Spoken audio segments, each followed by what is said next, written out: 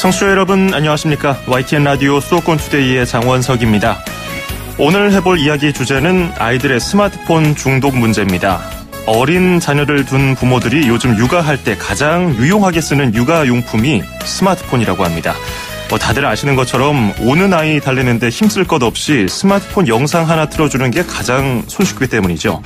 하지만 학교도 들어가기 전에 아이들이 스마트폰 중독에 시달리는 문제가 걱정입니다. 잠시 뒤 일부 투데이 포커스에서는 스마트폰으로부터 아이를 구하라의 저자인 권장희 놀이미디어 교육센터 소장과 자세한 이야기 나눠보겠습니다. 이어서 2부에서는 이번 주말 어디 갈까 코너에서 김유정 뉴스핌 여행 전문 기자에게 가을철 여행지 추천을 받아보고요. 투데이 안전톡톡 시간에는 이혜지 서울 양천소방서 반장에게 가을 산행 사고 예방법에 대해서 알아보겠습니다. 오늘 중부지방에는 비가 오지 않겠지만 남부지방은 태풍 콩레이의 영향으로 밤부터 비가 내리겠습니다. 현재 콩레이는 일본 오키나와 남쪽에서 북동진하고 있고요. 토요일 정오쯤에 제주를 지나서 토요일 저녁 8시에는 부산에 닿겠습니다. 주말 사이에 피해가 없도록 미리 대비를 잘 하셔야겠습니다.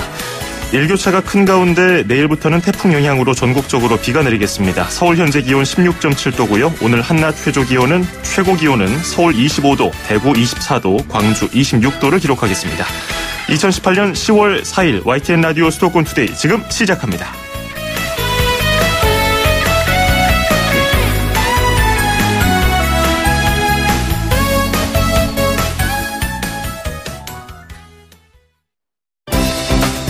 수도권과 관련된 소식은 모두 여기 YTN 라디오 수도권 투데이.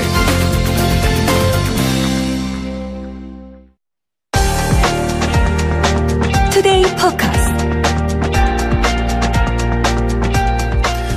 요즘에 음식점이나 지하철 같은 장소 가면은 스마트폰으로 영상 보고 있는 어린아이들 쉽게 찾아볼 수 있죠. 아이들이 당연히 집중력이 약하다 보니까 공공장소에서 조용히 시키기 위한 부모들의 비법 아닌 비법인데요. 아이들을 조용히 시키는 데는 효과적일 수 있겠지만은 유아 때부터 스마트폰에 중독되는 부작용이 상당하다고 합니다. 실제로 스마트폰에 중독됐다고 할 만한 모습을 보이는 어린이들의 수는 계속해서 증가하고 있습니다. 오늘 스마트폰으로부터 아이를 구하라의 저자인 권장희 놀이미디어 교육센터 소장과 함께 자세한 이야기 나눠보겠습니다. 권 소장님 안녕하세요. 네, 안녕하십니까. 네, 반갑습니다. 제가 단도직입적으로 결론부터 한번 여쭤볼게요. 스마트폰으로부터 우리 아이들을 구할 수가 있습니까? 부모님들의 의지만 있다면 얼마든지 구할 수 있죠. 또 구해야 되고요. 그렇군요. 어쨌든 구할 수 있다는 좀 다행스러운 마음으로 인터뷰를 좀 시작해보죠. 21세기 육아 풍속도를 보면요. 나중에 몇십 년 뒤에는 부모들이 또 어떤 고민을 할까 벌써 궁금하고 걱정도 되는데 과거에는 이렇게 스마트폰을 활용한 육아법을 상상도 못했을 테니까요. 요즘에 그렇습니다. 아이들이 스마트폰을 손에서 놓지 않으려고 해서 고민인 부모님들 굉장히 많죠. 사실은 부모님들이 육아에 좀 편리한 도구를 쓰기 위해서 먼저 스마트폰을 아이들의 손에 놔줬다는 것이 더 문제고요. 예. 아이들 자기들의 눈과 귀를 자극하고 또 거기에 굉장히 재미있는 것들이 있으니까 빠져들 수밖에 없는데 사실 그 아이들을 탓하기보다는 그런 방법을 쓰는 부모들의 문제죠. 최근에 백화점 같은 데도 가보면 유모차에다가 스마트폰 장착해서 보게 하고 어머니들이 자유롭게 쇼핑하는 모습도 많이 보고. 그렇죠. 애 보라고 해서 이제 아빠들이 애 데리고 밖으로 나와서 아이랑 같이 놀아야 되는데 애한테 스마트폰 주고 아빠 혼자 자기 볼일 보는 이런 일사에 사실 일반적 모습이 되고 있지 않습니까? 예. 그런 아이들 보면은 소장님은 괜히 직업 특성상 찾아가서 그 부모들에게 육아법을 소개해주고 싶고 그러진 않으세요? 그러고 싶죠. 실제로 조사가 있었는데요. 스마트폰에 중독된 아직 학교도 안 간 아이들이 해마다 늘고 있다고 하더라고요. 한국정보화진흥원이 2017년 인터넷 과의존 실태 조사를 보니까 만 3세에서 9세 아이들의 스마트폰 중독 비율이 2015년에 12.4%였는데 16년에는 17.9%, 17년에는 19.1% 꾸준히 조금씩 늘고 있어요. 이게 어린이들의 스마트폰 중독 비율이 이렇게 계속해서 늘어나고 있는 배경, 소장님은 어떻게 분석하고 계십니까? 네, 말씀하신 대로 스마트폰 중독에서 가장 걱정스러운 것이 영유아들의 중독이 심각해지고 있다는 건데요. 네. 학생들과 대화를 나눠보면 이렇게 말씀드려왔어요. 아우, 나쁜 거 알겠는데 어쩔 수가 없어요. 이렇게 말을 했습니다. 사실 나쁘면은 주지 말아야 되는 것이지, 나쁜데 준다는 것은 나는 나쁜 엄마예요, 나쁜 아빠 이런 말밖에 안 되거든요. 예. 어떤 부모가 술이 나쁜 건 알겠는데 아이를 재워놓고 볼일다 보려면 술을 좀 먹일 수밖에 없어요. 이렇게 말하진 않지 않습니까? 그렇죠. 문제는 무엇이 구체적으로 어떻게 나쁜지에 대해서 부모님들이 모르시기 때문에, 왜냐면 인류 역사상 영유아기 스마트폰을 쓰면서 살아냈던 세대가 지금 우리 아이들 처음 세대거든요. 과거에는 스마트폰이 없었으니까. 네. 부모님들은 모르는 거예요. 이것이 아이들의 성장 과정에 어떤 영향이 있는지 경험이 없기 때문에. 그래서 그것들을 잘 알려주는 것이 너무 지금 시급하죠. 그렇군요. 하긴 아이들이 스마트폰 안 주면은 막 까무러치듯이 울고 막 때를 쓰니까 안 줄 수가 없다 이렇게 말을 하면서도 지금 소장님 말씀하신 것처럼 안 좋은 건 안 좋은 거니까 어쨌든 좀 떨어뜨려 놔야 되는데 그 방법을 잘 모른다는 거예요. 아, 근데 네. 예전에 그 시대가 변하면서 이런 중독도 좀 변한 것 같은데 예전에는 텔레비전 그만 봐라, 바보 상자다. 그러다가 뭐 컴퓨터 그만해라. 이러다 이제 스마트폰으로 넘어왔단 말이죠. 그 1990년대 후반에서 2000년대 초반에 그 컴퓨터 때문에 가정에서 참 마찰이 심했잖아요. 그때 그 컴퓨터 게임 중독하고요. 지금 그것보다 더 어린 연령들이 스마트폰 때문에 중독하는 거하고 이 해소 방법이 비슷할까요? 어떻게 접근해야 될까요? 일단은 영유아기라는 것은, 그러니까 컴퓨터나 TV가 문제가 됐을 때는 적어도 영유아기 시기는 아닌 거예요. 그랬죠. 좀 나이가 초등학교 이상, 예. 근데 이제 영유아 시기 3살에서 6살, 기본적으로 이 시기는 뇌가 굉장히 폭발적으로 발달되는 시기거든요. 뇌과학자들은 이 시기를 결정적 시기, 민감기라고 얘기하는데, 대부분 부모님들이 이 시기에, 우리 애가 혹시 천재가 아닐까 이런 착각들 한번 지적하지 않습니까? 네. 신체형성이 강하고 뇌가, 뇌 시냅스라는 것이 발달되는 시기라서, 이때 이제 스마트폰에 자극적인 영상에 과도하게 노출되면, 그것이 뇌 전체에 그런 자극에만 반응하는 뇌로 이렇게 바뀌는 거예요. 그래서 아이들이 그런 영상 같은 거 보다가 이렇게 부모님이 그만 봐야지 하고 뺐으면 막 뒤집어지고 막 통제력이 안 되지 않습니까? 예. 통제력을 만드는 그 시기가 바로 이 시기거든요. 그런데 그런 자극적 영상을 먼저 접하기 때문에 통제력이 아예 안 만들어지는 굉장히 위험한 일들이 벌어져서 지금 유치원이나 어린이집에 가보면 이 기본적인 주의 집중력이라든가 자제력이라든가 이 통제력이 안 돼서 문제가 되는 애들이 너무 많은데 이것이 그 시기의 발달의 아주 핵심적인 영역에 스마트 기기가 만들어내는 부작용이라고 할 수 있거든요. 그렇군요. 스마트폰을 최초로 이용한 시기를 조사해보니까 육아정책연구소에서 평균 2.27세라고 발표를 했더라고요. 그렇게 보니까 뭐 이제 막 걷기 시작하고 한글도 떼기 전에 이미 스마트폰으로 중독이 되니까 좀 걱정이 되긴 합니다. 그런데 그 부모의 영향을 많이 받는 게 당연하잖아요. 자녀들은. 부모가 스마트폰 사용하는 시간이 길면 아이들이 따라하는 경우가 당연히 많겠죠? 네. 우리 뇌에는 뇌과학자들이 보니까 거울 뉴런이 있다는 거예요. 거울 뉴런. 그래서 거울 뉴런. 그래서 우리 사람은 뭔가를 시각적으로 보고 있으면 뇌는 보기만 해도 상대방의 경험이라든가 감정이라든가 욕망을 뇌가 스스로 따라한다는 것입니다. 아하. 그러니까 부모가 스마트폰을 하면서 밥 먹는 것을 아기가 보고 있으면 아기는 잠시 밥 먹으면서 엄마를 보기만 해도 아이의 뇌는 스마트폰 하는 상태가 된다는 것이죠. 예. 그래서 아이 앞에서 늘 스마트폰을 하고 있으면 아이는 바라보는 것만으로도 뇌 안에 스마트폰을 하고 싶은 갈망이 계속해서 커지기 때문에 그 아이들이 훨씬 노출을 많이 하게 되고 또 찾게 되고 중독이 될 수밖에 없는 것이죠. 그거 굉장히 무섭네요. 그냥 부모들이 스마트폰 만지는 것만으로도 본인이 스마트폰을 하고 있다고 생각하는. 이게. 네, 뇌 상태는 뇌리 직업은 똑같이 나타난다는 것입니다. 그렇군요.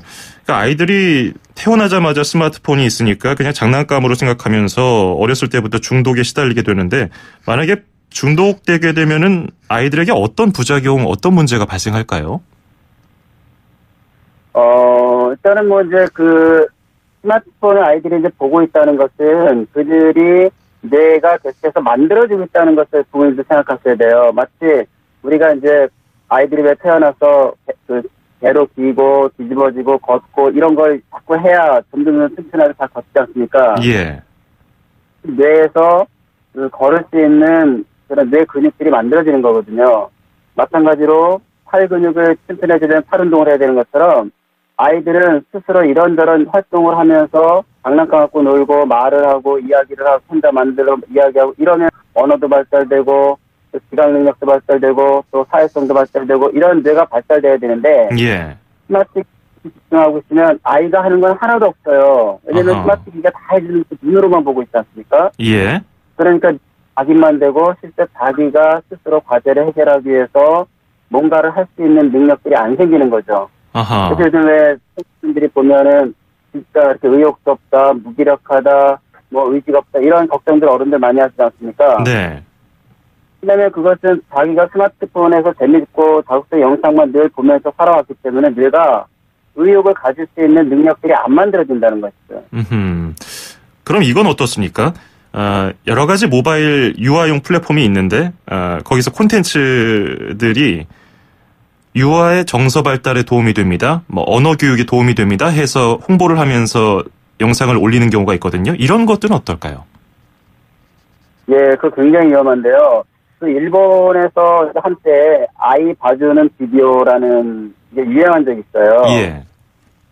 이제 그 비디오에다가 교육적인 걸 담아가지고 그러면 아이가 그것만 보고 있기도 하고 또 교육적으로 효과가 있을 것이다. 그런데 한 10여 년 지나면서 아이 봐주는 비디오에 노출된 아이들이 엄청나게 그 발육이라든가 언어라든가 문제가 생겨서 비디오 증후군이라는 말이 나왔거든요. 아하.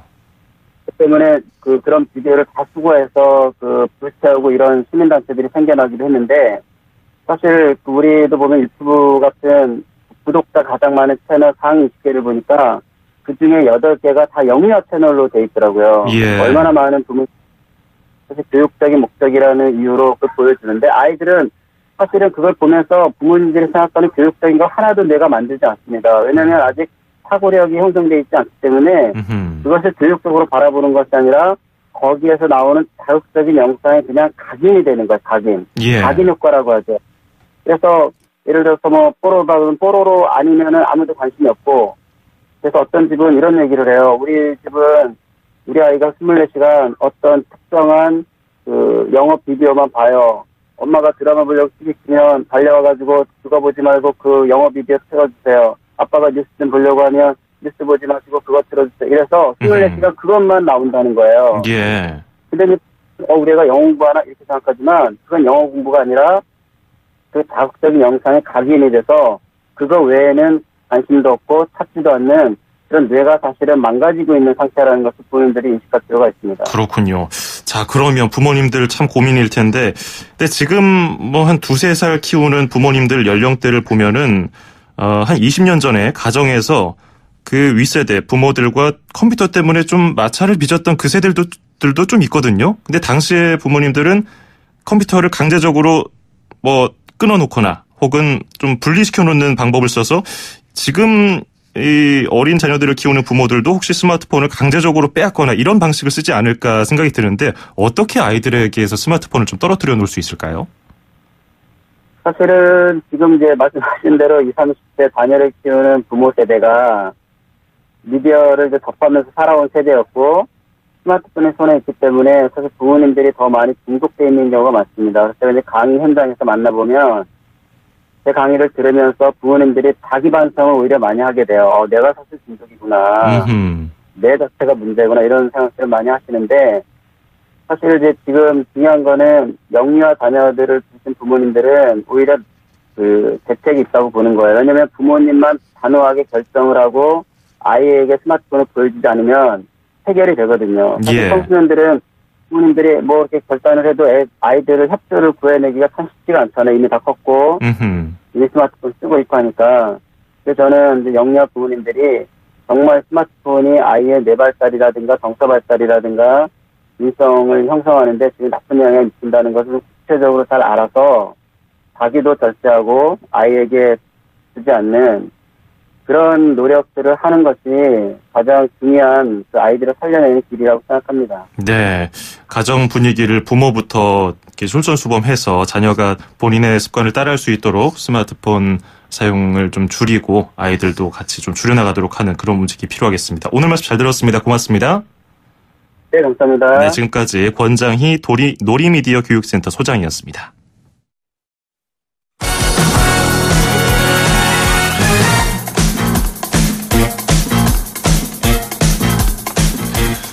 수도권 뉴스 브리핑입니다.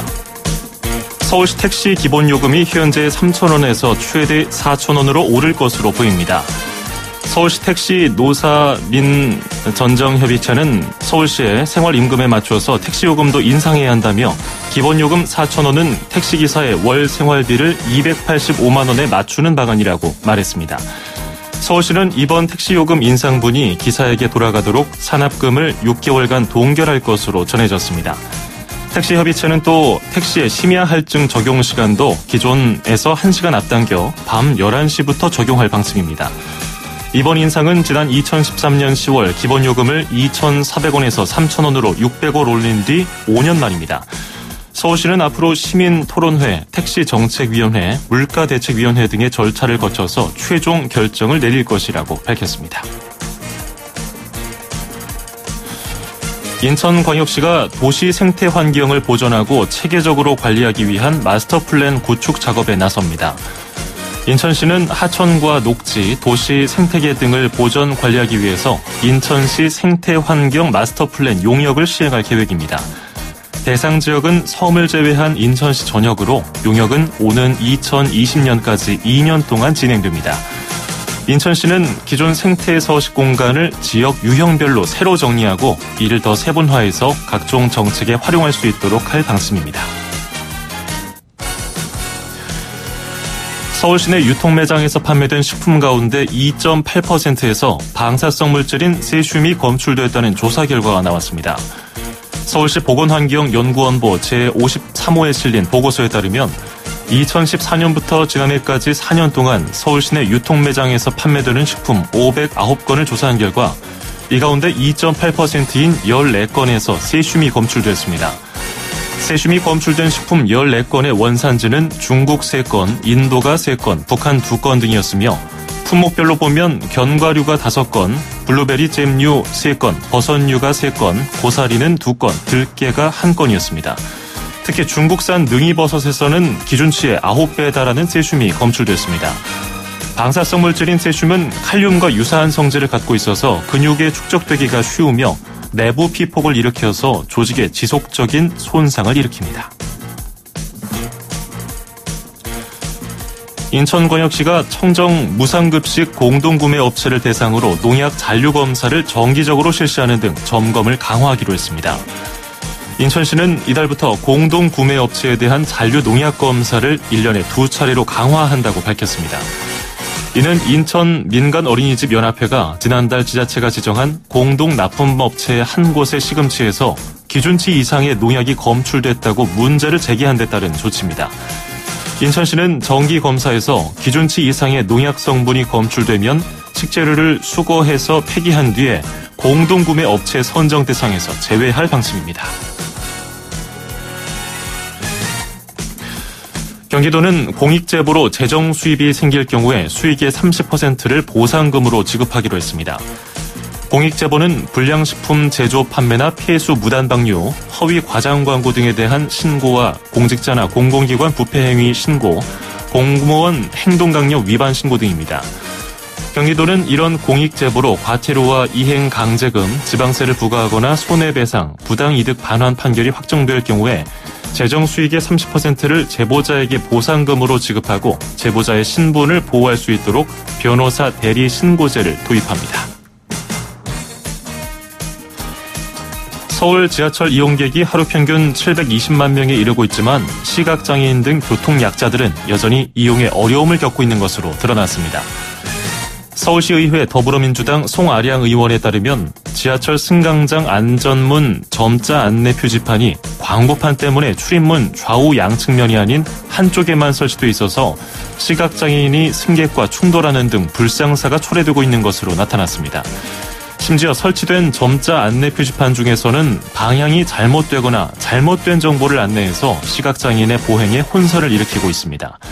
송 의원은 시각장애인 등 교통약자의 편의 지원 마련을 위해서 한국시각장애인연합회와 간담회를 갖고 이 같은 문제에 대해 시급히 대책을 마련하겠다고 약속했습니다.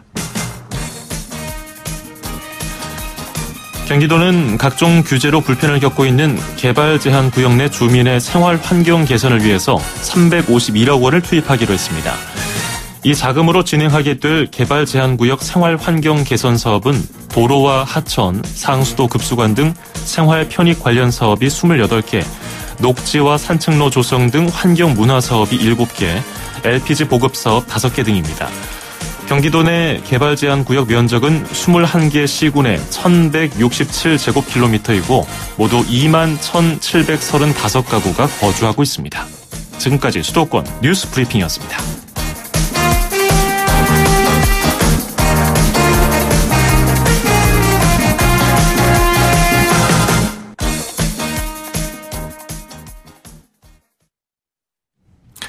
네, YTN 라디오 수도권 투데이 1부는 여기서 마무리하고요. 잠시 후 2부에서 뵙겠습니다. 2,500만 수도권 청취자를 위한 모든 소식이 한자리에 YTN 뉴스 FM 수도권 투데이.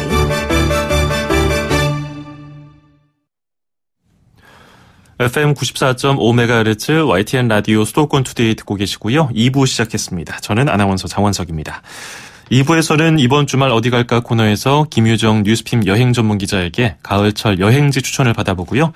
이어서 투데이 안전톡톡 시간에는 이혜지 서울 양천 소방서 반장에게 가을 산행 시의 사고 예방법에 대해서 알아보겠습니다. 40초 뒤에 이어가겠습니다. 음악과 수도권 뉴스가 한방에 수도권 전문 방송 수도권 투데이.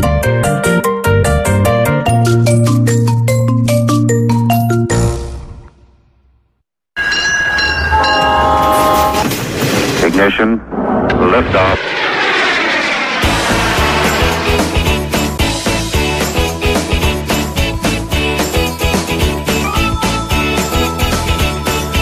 네, 매주 목요일마다 만나는 코너죠. 이번 주말 어디 갈까? 오늘도 김유정 뉴스핌 여행 전문 기자와 함께하겠습니다. 어서 오세요. 네, 안녕하세요. 뉴스핌 김유정 여행 전문 기자입니다. 네, 이제 추워요. 아침 너무 저녁으로. 추워요. 예, 일교차도 커서 네. 컨디션 조절하기가 쉽지 않은데. 네, 저도 벌써 감기에 걸려가지고 오늘 그렇죠? 목소리가 좀 이상할지도 모르겠습니다. 평소보다 좋은 것 같은데요. 그래요?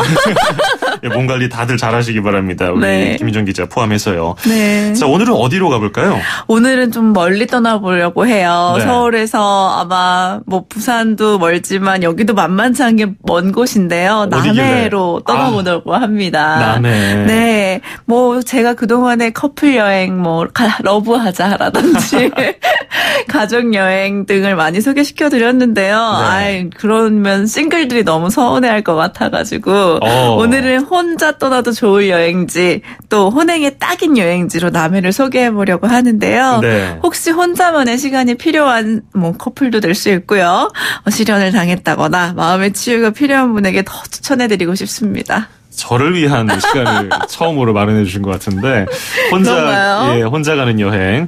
남해 혼자 여행을 간다? 글쎄 상상을 해본 적은 없는 것 같아요. 그렇죠. 예. 이게 아무래도 먼 지역일수록 혼자 여행을 가기가 좀 떠나는 걸 두려워하시는 분들이 많아요. 그러니까요. 그렇지만 멀리 떠날수록 아무래도 차량이나 기차나 이런 시간들을 많이 보내게 되잖아요. 네. 그러다 보면 자기만의 시간들을 더 많이 갖게 되는 것 같아요. 아하. 막상 도착해서 그 여행지를 즐기는 것도 자기만의 시간이지만 이동 시간도 자기만의 시간이거든요. 그렇죠. 제가 최근에 출장을 다니는 일이 혼자 가는 일이 많았었는데 이동 시간에 정말 많은 생각을 하게 되고 깨달음도 많이 얻게 되고 좋은 시간들을 많이 보내게 돼서 혼자 여행은 이렇게 멀어야 된다라고 생각이 들어서 추천해드렸습니다. 김희준 기자처럼 가정이 있는데도 이렇게 혼자 여행을 많은 시간이 정말 더 필요하죠.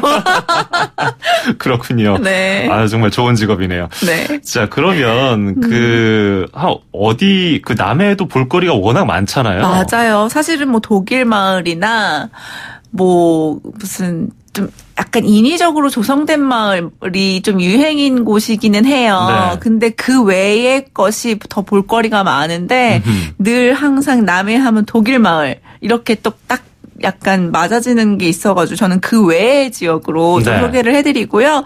조금 시간이 남으면 독일 마을도 좀 소개를 해드리겠습니다. 그러죠. 네. 일단 남해는 그 비교적 그 옆에 여수와 통영이 또 워낙에 핫한 여행지라서 예. 그리고 또 그 두 곳이 관광지로 되게 발달이 되어 있어요. 그래서 아하. 호텔도 많고 뭐 먹을거리도 많고 막 뭐 먹을거리도 되게 비슷한 먹거리들이 많이 이제 놓여져 있어요. 예를 들어 통영 꿀빵이면 그 꿀빵을 파는 집이 원래는 한 개였는데 네. 지금은 진짜 수백 개가 생길 정도로 약간 진짜 관광지가 된 느낌이거든요. 장사 잘 되니까 뭐 너도 나도. 그렇죠. 서로가 예. 원더라고 우기는 예. 그런 상황이 되는데 사실 남해는 그렇게 발전이 된 곳은 아니에요. 막상 가시면 남해가 이렇게 아직도 자연 그대로의 모습을 가지고 있네. 네. 그리고 되게 농촌의 모습을 그대로 가지고 있네 하고 놀라실지도 몰라요. 왜냐하면 남해는 한려해상 국립공원이기 때문에 더욱더 보호 차원에서 발전을 좀 덜 한 것 같고요. 그렇기 때문에 조금 덜 붐비고 훨씬 좋은 곳이에요. 우선 제일 먼저 금산을 좀 소개시켜드리고 싶은데요. 남해군에 있는 금산. 네, 금산. 평상시에 등산을 하지 않는데 금산은 웬 금산이냐. 금산 저는 충청도에 있는 금산만 알아가지고. 네, 예. 아닙니다. 남해에 있는 금산입니다. 예. 하시는 분들은 깜짝 놀라실 수도 있는데 저 같은 저질 체력도 올라갈 수 있는 곳이에요. 어허. 왜냐하면 남해 보리암 근처까지 마을버스가 다닙니다. 마을버스 타고서 산을 오를 수 있군요. 네, 예. 마을버스 타고서 산을 이제 거의 다 오르고요. 보리암까지는 한 15분에서 20분 정도만 걸으시면 되기 때문에 걱정하지 않으셔도 좋습니다. 그래서 편하게 오르지만 산 정상까지 오를 수 있다는 거. 네. 그리고 오르자마자 정말 감탄을 금치 못할 전경이 펼쳐지는데요. 남해 바다 전부와 그 안에 있는 섬들이 오밀조밀하게 있는 그 풍광을 네. 전부 다 내려다볼 수 있어요.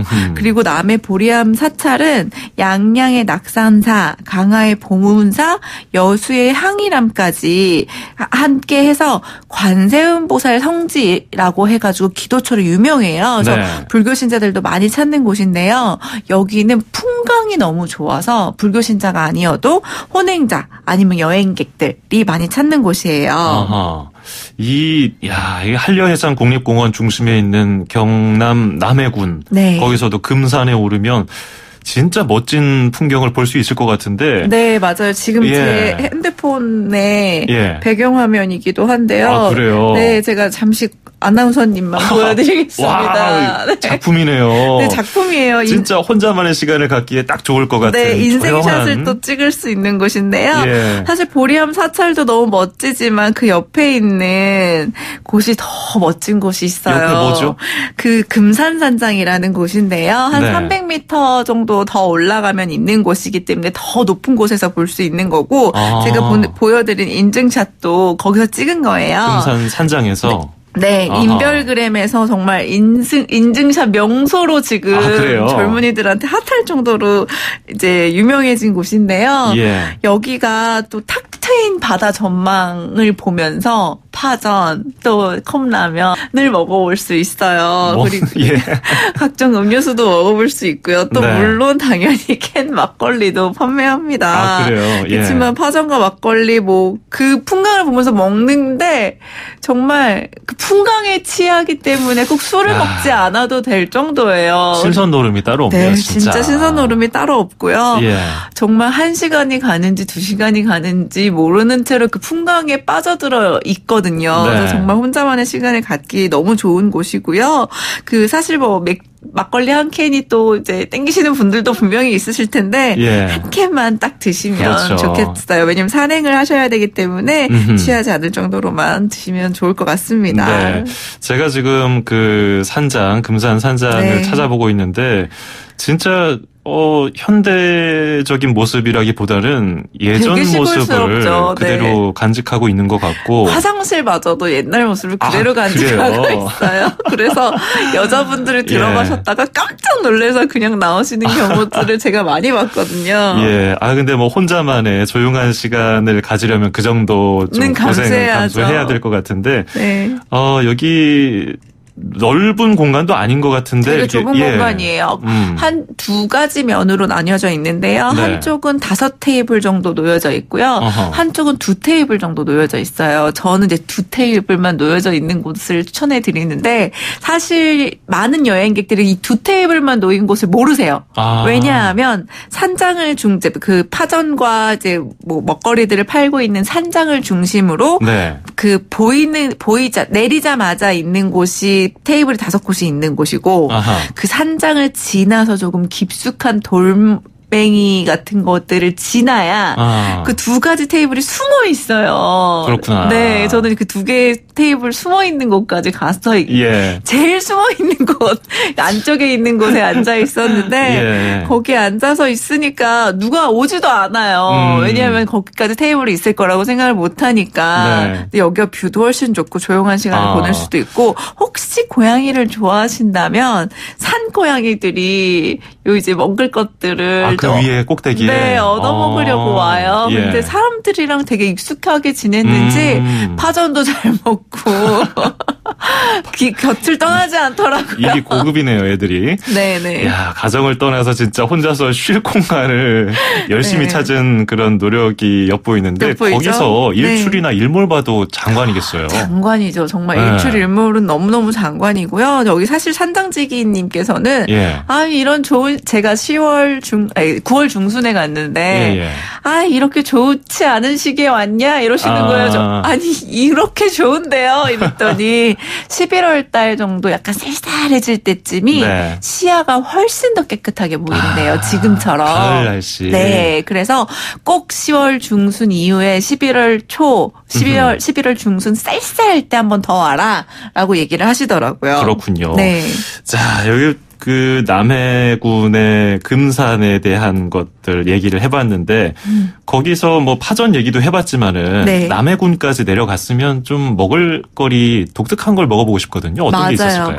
저 사실 멸치를 크기가 한 손가락보다 더 큰 멸치 혹시 보신 적 있나요? 손가락보다 더 큰 거? 그거는 거의 뭐 새우만한데요? 그래서 새우만한 멸치 혹시 보신 적 있나요? 못 봤어요. 남해에 있는 그런 멸치를 볼 수 있어요. 그 멸치들이 또 다 자연산이에요.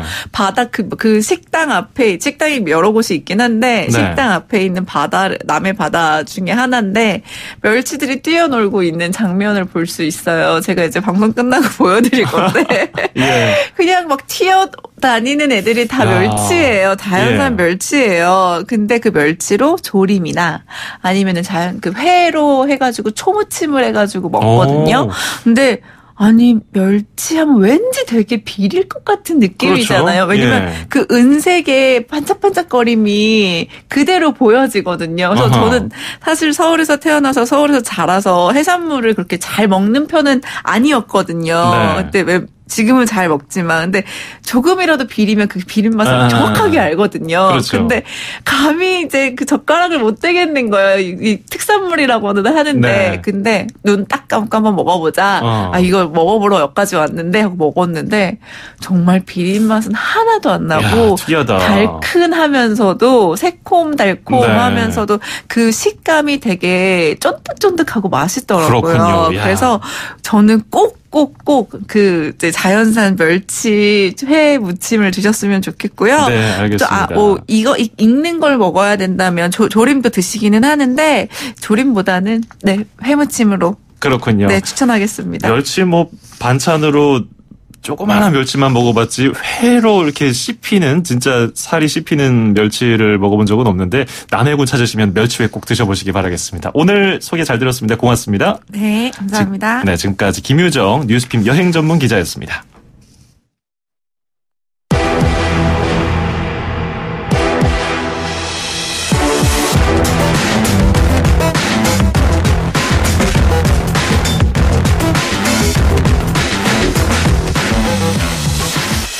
네, 알아두면 좋을 안전상식, 익혀두면 도움될 안전팁을 모아서 전달해드리는 코너죠. 투데이 안전톡톡 시간입니다. 오늘도 이혜지 서울 양천소방서 반장과 함께하겠습니다. 이 반장님 안녕하세요.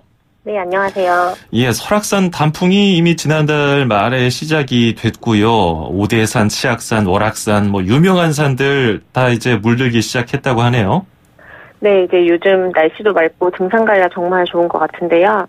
이 단풍 절정 시기가 산의 80% 이상을 물들었을 때를 지칭한다고 합니다. 설악산은 이제 10월 셋째 주 15일쯤부터 절정기로 예상되고 있고요. 이제 근데 단풍으로 물든 풍경도 보시려면 좀 안전한 산행이 먼저 기본이 돼야겠죠. 예, 단풍 이제 가을산 즐기기 딱 좋은 때가 오고 절정이 이제 코앞으로 다가왔기 때문에 많은 분들 산에 가실 텐데요. 안전사고나 등산사고도 많아지겠어요. 그렇죠. 이제 1일 소방청 통계 등에 따르면 산행 중 안전사고가 9월부터 10월 사이에 가장 많이 발생했습니다. 다른 달에 비해 등산 중 안전사고가 30% 더 급증하는데요. 작년의 경우 전국에서 9,700여 건의 산악사고에 출동을 했고, 이제 700~500여 명의 인명을 구조한 것으로 나타났습니다. 원인별로는 사고 유형 살펴보면 그중에 이제 실족이나 추락사고가 2,500여 건으로 이제 전체 사고의 4분의 1을 차지해 가장 많았고요. 이 외에 조난, 개인질환, 또 안전수칙, 불이행 등이 가장 많았습니다.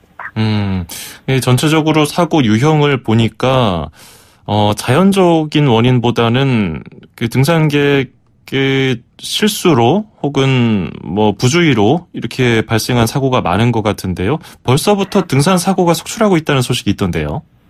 네, 이제 단풍이 시작된 설악산의 경우에는 이제 지난달 말 넘어지면서 허리를 다치신 분, 발목을 삐끗하신 등산객들을 소방헬기로 병원에 이송을 했고요. 이번 달 1일에는 오전 8시에 이제 전날 지인들과 강원도 매봉산에 버섯을 따러 산에 올라가 실종 신고 냈던 김모 씨가 숨진 채 발견되기도 해서 소방헬기로 이송을 하기도 했습니다. 특히 이렇게 버섯을 따다 다치거나 길을 잃었다가 구조된 경우가 강원도에서만 지난달 18건에 달했다고 해요. 네. 강원도 산악 지형에 좀 익숙지 못한 외지인들이 산을 올랐다가 사고로 당하는 경우가 많고요. 그렇죠. 익숙한 곳도 또 산이 그 날씨 때문에 미끄럽거나 낙엽에 미끄러운 습기가 이렇게 덮여져 있으면은 바꿔서 미끄러지기도 하는데 익숙지 못한 외지인들은 더 위험할 수가 있겠네요. 네. 그 등산로를 이용하더라도 그러니까 잘 닦인 길을 이용해도 삐끗하는 경우가 종종 있는데 그 무리하게 등산로가 없는 길로 이렇게 직접 길을 만들면서 산을 오르다 보면은 더 위험할 수가 있으니까 꼭 정해진 등산로를 이용하셔야겠습니다. 이 외에도 가을 산행 전에 기본적으로 안전수칙 알아둘 것 뭐가 있을까요? 이제 산행 준비부터 좀 철저히 하세요.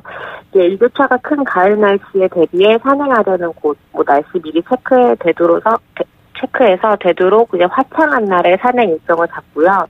안전사고 방지를 위해 등산화, 등산복을 갖춰 입고 등산을 하는데 특히 등산화는 발목을 보호해주고 미끄럼을 방지해주니 필수로 챙겨주세요. 그리고 비상 상황에 대비해서 랜턴, 응급의약품, 모이, 여벌옷, 이제 간식 등을 준비해 가셔야 됩니다. 이때 또 요즘 핸드폰 일체형 배터리가 많으니 충전해놓은 보조 배터리를 꼭 챙겨가지고요. 그렇죠. 산에 가면은 또 안테나가 잘 안 잡히는 곳도 있으니까 그럴수록 배터리 소모가 더 크더라고요. 일체형 네. 배터리 꼭 챙기시길 바라겠습니다. 자, 그리고 등산화 말씀해 주셨고 여벌옷, 보조 배터리 이런 것들 잘 챙기고 산에 오르면 되는데 이런 준비물도 좋지만은 몸도 산에 오를 준비를 해야 하잖아요. 준비 운동, 스트레칭 같은 거 필수겠죠? 네, 이제 다리 근육 경련이나 염좌 사고 등을 예방할 수 있으니 준비 운동을 꼭 하시고요. 이제 등산 코스는 반드시 법정 등산로를 이용해 자신의 체력에 맞는 일정을 따릅니다. 산은 육상보다 또 일몰 시간이 빠르니 하산 시간을 좀 여유롭게 잡으세요. 일찍 등반을 시작해 일찍 하산하는 것이 가장 안전하고요. 단독 산행을 지향하고 2인 이상으로 조별로 산행을 하되 중간중간 적절히 쉬는 시간을 가지시는 게 좋습니다. 요즘 또 음주 자전거 금지인 거 아시죠? 네, 산에서도 마찬가지입니다. 이외에 흡연도 화재 위험이 있으니 절대 하지 마시고요. 이전 사고처럼 산나물, 버섯을 캔다고 입산 통제구역이나 등산로가 아닌 곳 절대 들어가지 않으셔야겠습니다. 만약에 그 산행하다가 문제가 발생하면 뭐 119에다가 신고를 하긴 하는데 네. 산이라 보니까 그 사고 발생 지점까지 가는 것도 어렵고 찾기도 쉽지 않잖아요. 그럴 때 소방대원들은 어떤 식으로 좀 찾아가나요? 좀 멀고 위험한 지역이면은 대원들도 위험할 것 같은데요. 아, 그쵸. 그래서 저희가 이제 119 신고를 할 때 먼저 이제 국립공원 같은 경우에는 등산로 중간중간에 설치된 119 구조 위치 표지판 번호가 있어요. 모르시는 분들이 있어서 저희가 신고 때 그 표지판을 좀 찾아보시라고 안내를 해드린 다음에 뭐 읽으시면 그대로 저희가 찾아갈 수 있고요. 만약에 이런 표지 위치가 없는 곳이다 하면 이렇게 주변 지형을 말씀해 주시면 저희가 이제 산악 구조대라고 따로 있습니다. 네. 이런 산악 구조대가 미리 이런 등산 시기 전에 항상 이렇게 오르락 내리락 하면서 그런 위치들을 미리 알아두는 경우가 많으니까요. 그런 위치 지형, 특이한 지형 같은 경우에 말해주면 좀 좋고요. 제일 좋은 건 이제 저희가 GPS로 이제 몇 미터 반경 이내 위치에 가서 저희가 수색하는 수밖에 없어요. 핸드폰 가지고 계신 분들은 이제 GPS 반드시 켜고 가는 거 잊지 마시고 더욱 좋은 건 이제 119 신고 어플 이용하시면 더욱 정확한 GPS 위치를 찾을 수 있습니다. 그렇군요. 정말 사용할 일이 없었으면 좋겠지만은 위급한 상황을 대비해서 표지판 번호 잘 숙지하시고 애플리케이션 그리고 배터리 잘 확인하시기 바라겠습니다. 오늘 말씀 잘 들었습니다. 고맙습니다. 네, 감사합니다. 네, 지금까지 이혜지 서울 양천소방서 반장이었습니다.